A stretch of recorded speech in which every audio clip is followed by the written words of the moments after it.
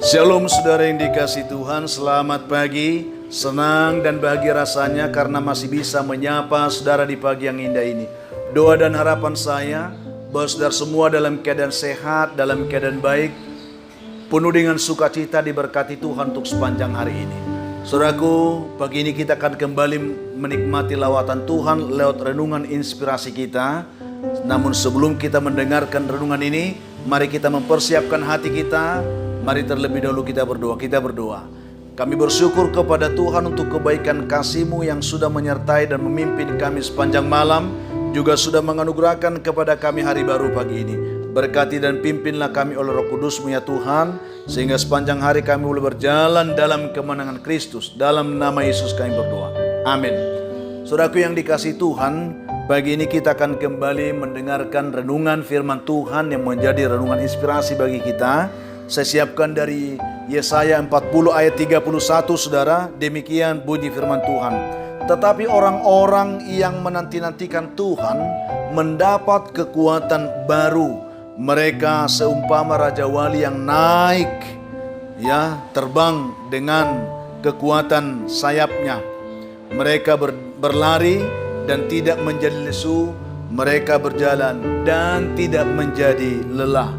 Itu yang akan kita renungkan. Topik renungan kita pada pagi hari ini, saudara, yaitu tetap tegar sekalipun diterpa gelombang hidup yang berat. Itu yang akan kita renungkan. Dikisahkan, saudara, di sebuah pedesaan atau perkampungan, hidup seorang nenek bersama dengan cucunya yang baru beranjak remaja. Orang tua ini beserta dengan cucunya, mereka tinggal di sebuah gubuk sederhana yang sudah reot. Orang tua ini mengasuh cucunya karena orang tua atau anaknya, orang tua dari cucunya ini meninggal karena sebuah kecelakaan. Setiap hari pekerjaan si nenek ini, saudara, mengumpulkan ranting-ranting kayu dan menjualnya sebagai kayu bakar kepada orang-orang di kampung tersebut. Dengan cara itu dia bisa menyambung kehidupannya dan juga cucunya tersebut. Suatu hari, saudara, si nenek ini dia jatuh sakit. Dan memang kelihatannya semakin hari penyakitnya semakin parah, semakin lemah dan semakin tidak berdaya. Namun di akhir dari hidupnya, si nenek ini memanggil cucunya dan merangkul tangannya dan memberikan secari kertas, gulungan kertas kepada cucunya itu, dan dia katakan, "Cucuku, aku tidak punya harta benda untuk kuwariskan kepadamu, tetapi aku memberi gulungan kertas ini kepadamu. Bacalah ini setelah nenek sudah tiada nanti," dia katakan. Lalu dengan sedih si cucu ini menerima gulungan dan memeluk neneknya. Lalu saudaraku, dan memang benar, tidak berapa lama kemudian si nenek ini pun akhirnya meninggal dunia. Betapa sedih hati si cucunya ini, karena satu-satunya yang diharapkan yang bisa bersamanya adalah nenek tersebut. Karena dilanda kesedihan yang begitu berat, sampai pada suatu waktu dia hampir, saudara, memutuskan untuk mengakhiri hidupnya dengan bunuh diri. Tetapi sebelum ia melakukan itu, dia teringat dengan pesan neneknya, dengan gulungan kertas yang diberikan oleh neneknya. Lalu si cucu itu, saudara, tiba-tiba membuka gulungan itu. Dia setelah membuka, dia membaca surat neneknya yang ada di dalam gulungan itu, saudara. Ternyata neneknya menulis kata-kata demikian, saudara.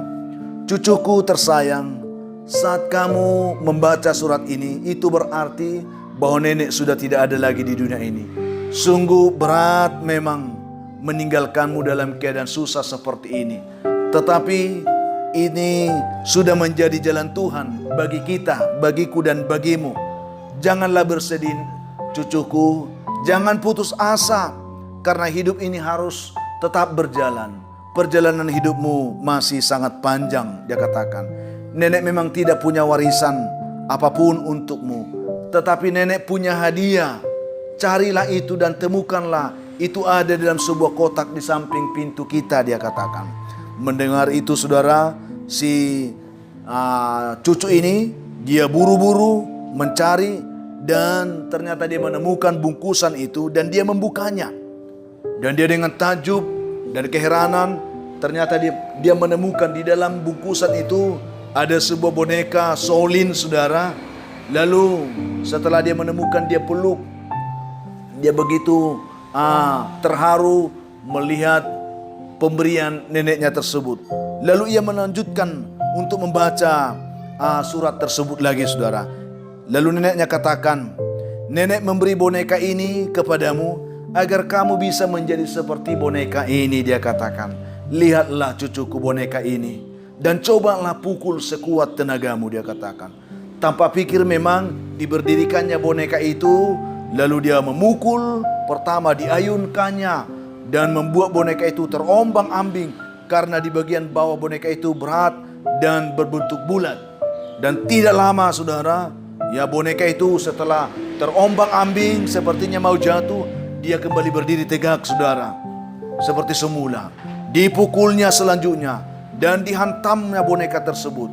Tetapi setelah tergoncang, boneka itu berdiri lagi dan tidak jatuh dan tidak sampai tergeletak, saudara. Sang cucu pun melanjutkan membaca surat neneknya. Dia katakan, "Meskipun engkau telah memukul boneka ini berkali-kali, tetapi ia tidak pernah terjatuh. Ia tetap sabar menerima pukulanmu sebanyak yang engkau lakukan kepadanya. Tetapi ia tetap berdiri tanpa mengenal menyerah." Itu yang dikatakan.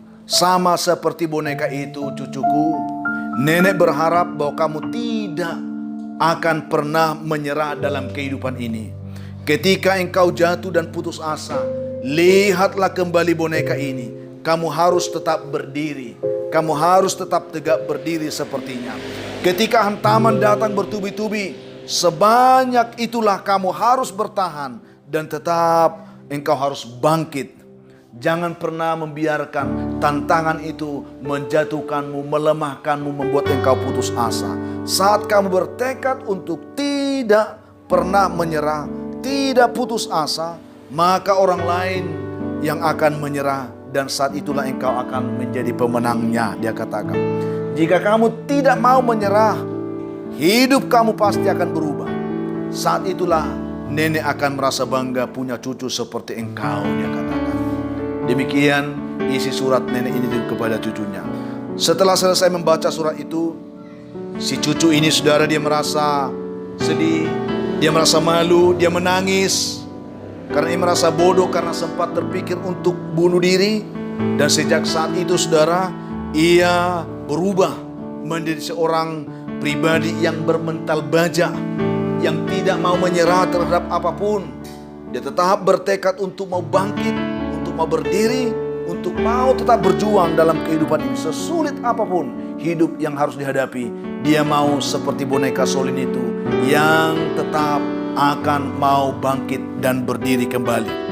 Dengan bekal boneka Shaolin itu, saudara, si cucu ini menjadi pribadi yang pantang menyerah, menjadi pribadi yang kuat, menjadi pribadi yang tangguh, menjadi pribadi yang optimis dalam menghadapi kehidupan ini. Sekalipun dia menghadapi banyak pergumulan, banyak tantangan, tetapi dia menjadi pribadi yang tetap semangat untuk melangkah, tetap semangat untuk berjuang.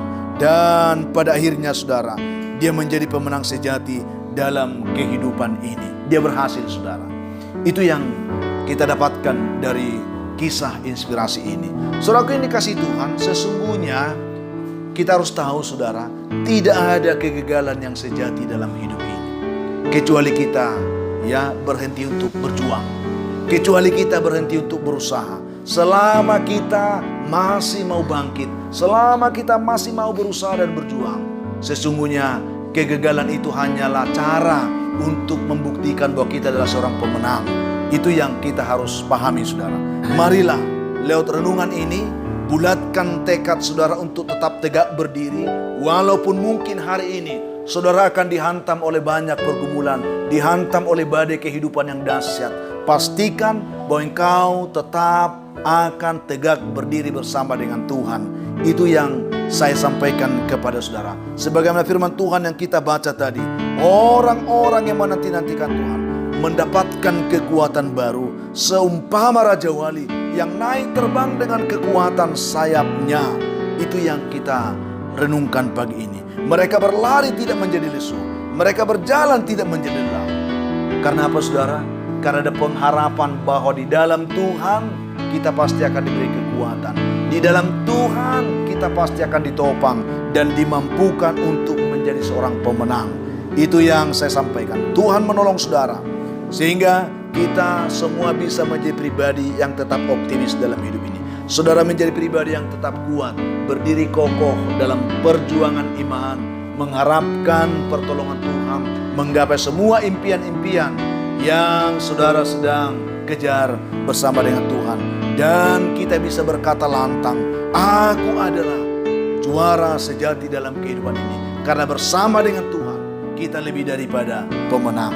Tuhan kiranya menolong kita, menolong saudara, menyertai dan memberkati saudara dengan renungan ini. Sehingga saudara tetap menjadi pribadi yang kuat, sekalipun di tengah-tengah pergumulan yang berat, sekalipun diterpa atau menghadapi masalah atau persoalan yang berat saat ini. Tuhan memberkati saudara. Kita berdoa saudara. Bapa di surga, kami bersyukur pagi ini atas sapaan-Mu lewat firman yang kami renungkan.